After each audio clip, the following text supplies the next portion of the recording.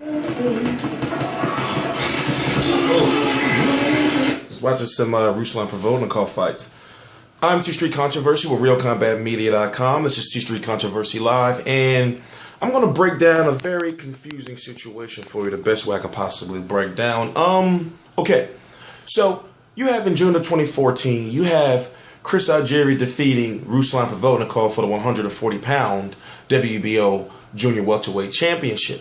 You have Chris Algieri goes on to fight Manny Pacquiao in November of 2014 for the 147-pound WBO welterweight title. So the fact that Chris Algieri took that fight at 147, he had to vacate his 140-pound title, but still be #1 contender to have first dibs at the 140-pound title against whoever the mandatory challenger is at 140 pounds.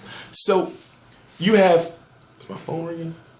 You have Terence Crawford, who decides to vacate his 135-pound 135-pound lightweight title. Why? Is because he can no longer make 135 pounds, and he moves up to 140 pounds. The WBO decides to leapfrog the rightful WBO #1 contender at 140 pounds, Martin Matthysse,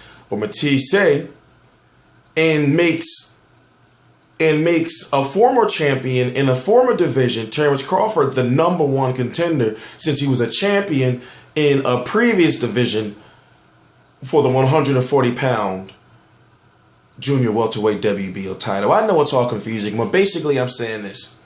You got Chris Algieri, who's supposed to be #1. You got Lucas Matthysse, who's supposed to be #2. You got Terence Crawford, who's not even in the division yet, even though he's fought fights at 140 pounds.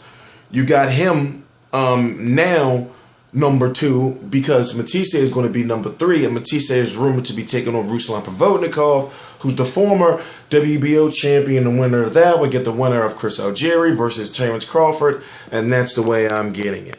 So once again, this is T Street Controversy. This is T Street Controversy Live, and I cover boxing, news, predictions, weigh-ins, press conferences, etc., etc., etc. So as it stands right now, it looks like the WBO wants Chris Algieri versus Terence Crawford. Bob Arum would love to have, and Banner Promotions would love to have Chris Algieri versus Terence Crawford.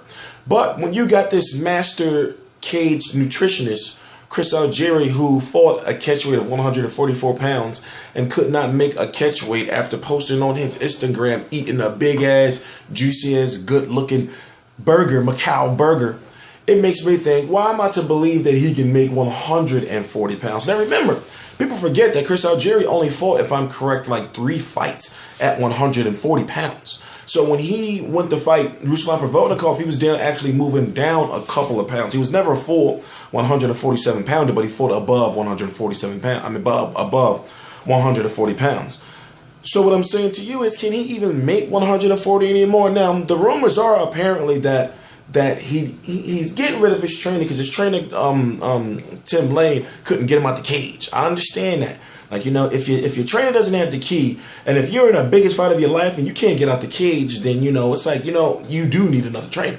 So looking at the situation of Ruslan Provodnikov versus Lucas Matthysse, it can happen. You know why? Because Top Rank is only a co-promoter of Ruslan Provodnikov. Ruslan Provodnikov is a Banner Promotions guy, just like Demetrius Andre, who had no issues or was going to have no issues outside of, as far as the politics were involved, fighting Jamal Charlo of the Brothers Charlo, or Jamal Charlo of the Brothers Charlo. I keep forgetting which one.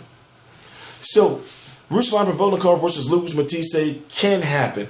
Will it happen on HBO? It all depends on if a Heyman-advised guy in Lucas Matthysse will fight on HBO.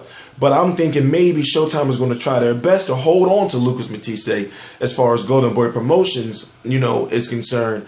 I think that Oscar wants to be done with them. I don't know for sure. But let's say if the fight has to happen on Showtime, then Ruslan, if I'm correct, doesn't have an exclusive HBO deal. They didn't pick up on his Castillo fight, which I wouldn't either, when you got Mickey Rourke fighting guys in stage fights.